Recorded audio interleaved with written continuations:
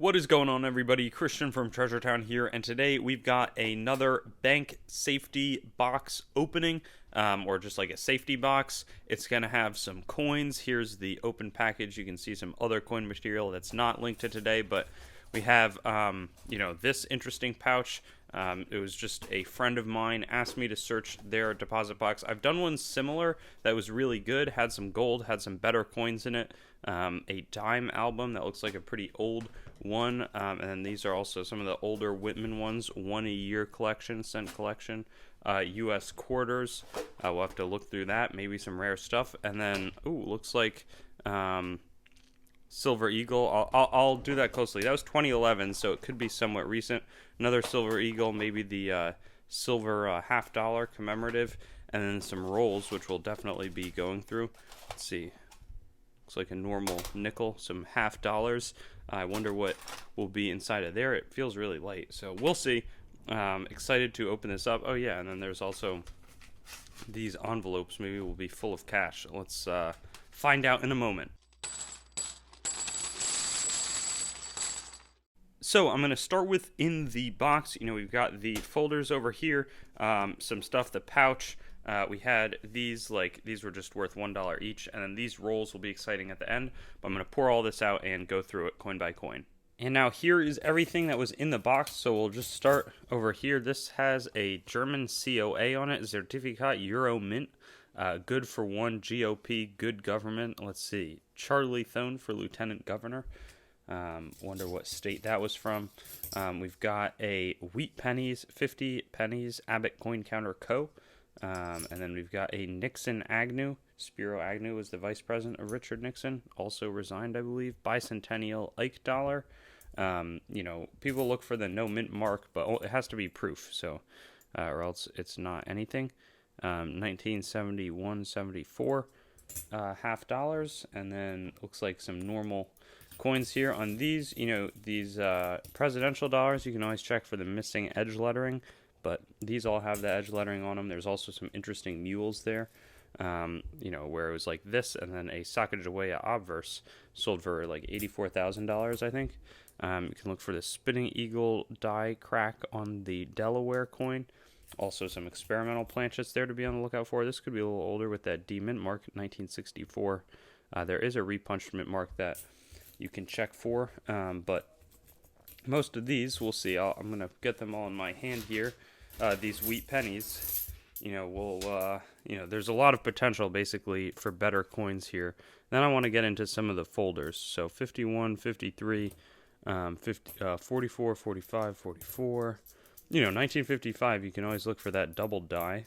1950, 49. And there's a lot of, much more minor coins that you should be on the lookout for, but it's also fun to just search for the big stuff, and it's tough. If I was to get every one of these under a loop, I could probably find some repunch mint marks that are worth $2 because they're pretty circulated, and I think that's still pretty fun to do, but right now, for the basic purposes of a collection evaluation, I'm just going through looking for anything better. These seem to all be actually post-1940, which means, these are sort of that standard sort of 3 cents a coin to a dealer value, which isn't super high, but, it's still fun, just the history on these coins. That one looks pretty old. I don't think it has a date even. So that's some normal stuff. Let's see. I want to see what's in the pouch at least sometime soon. This could be the...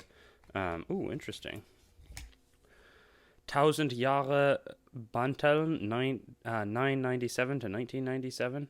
And I'm fogging up the glass. Kaiser Otto III. Something from April, maybe king or diplomat, but seems like a ruler. And nice proof coin. Not sure on the value of this one, but interesting. And I'll get the this certificate and make sure that it is squarely within the Euro Mint commemorative. It didn't look like it was issued by government, which would probably make it worth a little bit more if it was. But if it's silver, I bet it's worth $10 or something. We got an American Eagle, 1 ounce uncirculated coin. Let's see, 2008. just show this off a little bit. Fun. Being in the box and everything, going to be a little bit better, but I think that there should be a COA, and I'm not seeing one. So always keep the certificates of authenticity, even though, it won't make the coin any different. Whoa. And also keep the coin. I'm going to look for the coin here, but we have the 90% silver commem half, the box, but instead we've got a Reagan Bush commitment 80. That's sort of funny. It certainly not what you're probably looking for in the average. You'd be disappointed to get this coin if you didn't know it was inside. But let me see. We'll actually, let's pour out this pouch. It looked like I took a brief peek with the owner, and it looked like Modern's at the top, but I haven't, I just saw that some of this was spilling out of it. Looks like some Susan B. Anthony coins, which are not too... I have videos on each of the Susan B. Anthonys. They're generally not super valuable, but there's a few things you can look for, wide rim, that sort of thing. I'm going to be on the lookout for any silver, which I actually see a few, I think 40% silver coins, which is great. Oh, and that's interesting.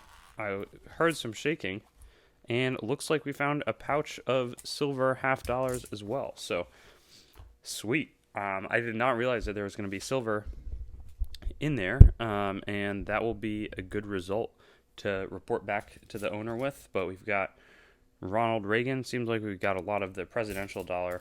I'm going to just flip all of them over because I've been prepping these videos about how there are some mules. I probably should not be, if you were going to make a set of these, like, probably would want to not have your hands on the coins, but, these I'm just viewing as, they just basically said that they would want to have me turn anything in to the bank that's not going to be too valuable. So, this would go to the bank, and then maybe some collector can, find one or get something for their collection that they otherwise would not have. So, yeah, just sorting through these, making sure that there's none of the mules, and enjoying it. I think, it's interesting. You could sometimes look for like Sacagaweas with presidential edge lettering. Those can be extremely valuable as well. So just all to say that just because it's not like obviously valuable or silver or something, there's a lot of different varieties and sort of special things that you can search for. We can look for the 1972. I'm not the best at identifying it right off the bat, but I think that looks normal in terms of the position of the islands on the moon. I'll zoom in a little bit. These look quite normal, but there are different reverse types for 1972, and all of these appear to be the normal reverse, so they're probably worth like $1.50 each, especially in bulk. These Kennedy halves, not going to be particularly special. We can look for the no FG here, but the FG is definitely quite strong there. 72. I think it's the 72D, and then the 70. I want to say 71D. Sometimes there's some doubling on a few of the coins, but I don't want this to turn into a cherry picker's hunt either. So I can, like I said before, I don't want to cherry pick every little thing in front of the camera here. It would really slow down this video, but it looks like we've got some silver. Right here is a silver one. That looks silver. That is silver. I can see on the date. This looks silver, and this looks silver. So, and we got one down here a little bit off the screen. I forgot I had zoomed in. So, bicentennial stuff, again, it's not like this is nothing, because, right, like, this stack, it's $3.50. I mean, we got this stack. We got this stack.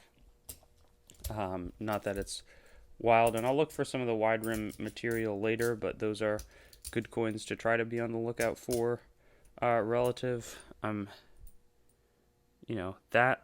kind of looks like a wide rim, but maybe I'm not. I just feel like that does look like there's a pretty big difference in terms of the rim size, especially as it, how close is the one to the edge. Well, on this one, it seems like it is significantly closer. So I think you're going to find that most of them are much further apart, but it's not a super valuable rarity either, but maybe it's like $10. So maybe I will go through and search. But you can, I feel like that's pretty clear in terms of the difference there, in terms of how far the one is from the edge on the one on the right. And so it's fun. I've been finding a lot of varieties recently, and probably not spending a ton of time. The thing with the varieties, it's like it's a really fun thing that you can do that will always give you a hunt, no matter what sort of you're looking at. You can always know the varieties and turn a regular coin roll hunt into like something that's a lot more fun, because you're looking for better coins that most people don't even realize exist. So there we go, 1979 wide rim. I'm pretty confident, at least. Sometimes I still get them wrong, but I think that I'm right on the, money, you could say.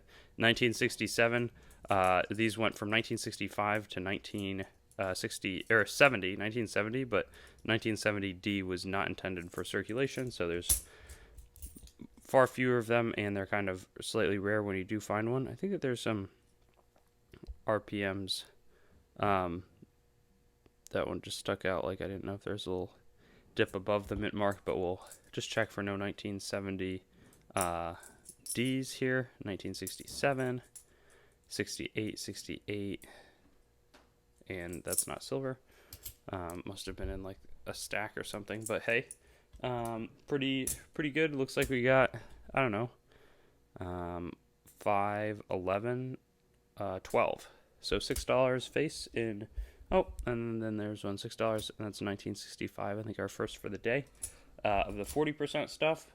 So have already identified some cool coins. This is also going to be all in the face value category. Now we can, I'm just trying to figure out how to do it with the phone. So United States quarters, and it's silver. So, and a standing liberty as well. Looking for the 1932 D and S. That actually looks, it's in decent condition. Probably wouldn't get much of a premium on it. But here are, a bunch of 90% silver. 64, all of these, 64. Let's see what the next page is. We've got, looks like a lot of bicentennials. I could look for, I forget exactly what the variety is on the bicentennial quarters, but these are really worth just 25 cents, maybe call it 30 cents each, but I would not pay more for them. There are some 40% silver 1976 quarters, but those are probably going to look a lot different, and we're not widely released. We're just more collector coins, so that's pretty good. Here again, if these are, call it 20 times face, 1, 2, 3, 4, 5, $110 worth of items, which that's not nothing from my view. So let's check out the one a year.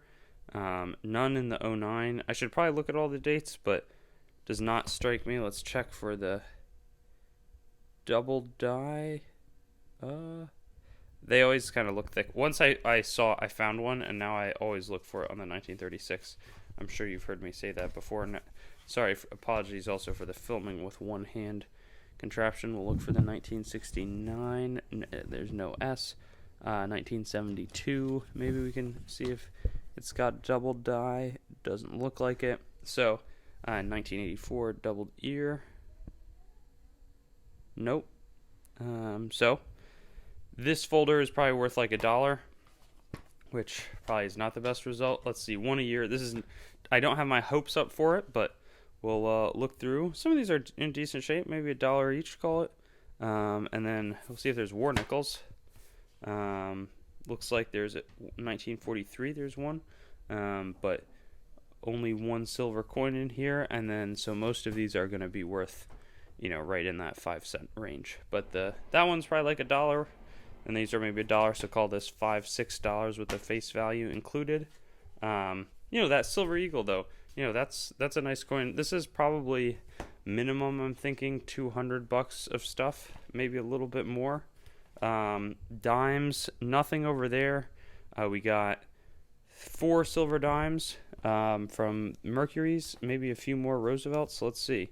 And yes, we got 1, 2, 3, 4, 5. There's no better dates there. 6, 7, 8, and 9. silver dollars, so call it another 20 bucks of dimes. And then there are some varieties. Some of the earlier ones, 1975, we'll make sure it's not a proof no S, which is definitely not proof. You know, and looks good to me.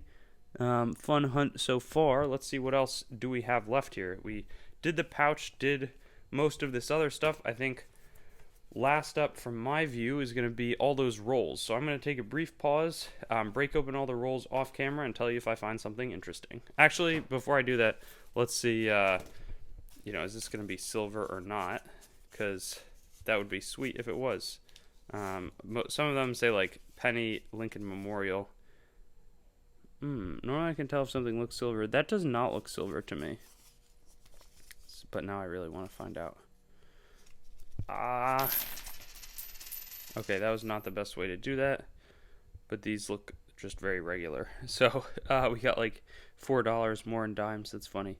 But I'll look through them and make sure that there are no silver coins and then get back on the hunt. Well, the hunt did go through. There was not anything in there. A lot of like regular Lincoln coins. There are a few like common date wheat pennies or common date Jefferson nickels. But I think that this was a fun hunt, and I think it's a really good sample collection. It's like whenever you hunt, it doesn't mean that you're necessarily going to like do extremely well. Actually, I'm seeing this roll of dimes. I don't know if I looked at it before. I'm gonna just let me pop the okay.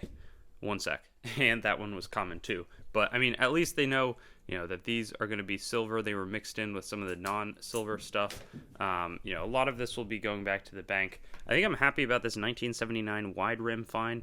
Not like super valuable either. And then probably, you know, call it another 150 bucks or something in that range in these albums. You know, maybe this collection again, like I said before, worth 250, 275 in that range. You know, if it's 150 there, 35 here is 85.